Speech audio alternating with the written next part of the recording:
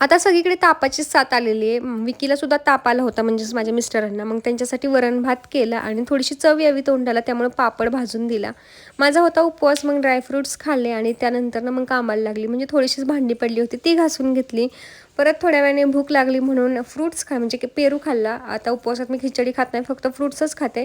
आणि हे बघा, ह्यांना लांब केसांचं हे झालं होतं, वेड लागलं होतं म्हणून हे असं बांधलं होतं. त्यानंतर पूजेची तयारी केली आणि मग छान अशी पूजा मांडून घेतली, साधी सिंपल. आणि ही जी रांगोळी काढलेली आहे ती जास्त वेळ आमची टिकत नाही. आद्या इथं आले की सगळी रांगोळी विस्कटून टाकते. आणि आद्याचं हे फर्स्ट पेज आहे नोटबुकचं, का ते किती छान सजवलं आहे बघा. ती जस्ट आता पेन पकडायला वगैरे व्यवस्थित शिकते प्रॉपरली आणि स्ट्रेट लाईन करते. त्यानंतर आवरलं, कारण विकीला हॉस्पिटलमध्ये जायचं होतं, मग त्यासोबत मी जाणार होते. मग हॉस्पिटलवरून येता येता लेन्स कार्डमध्ये सुद्धा गेलो, कारण डोळे पण चेक करायचे होते आणि दोघांसाठी चष्मे बनवून घ्यायचे होते. घरी आल्यानंतर पुन्हा याला थंडी वाजायला लागली आणि आजच्या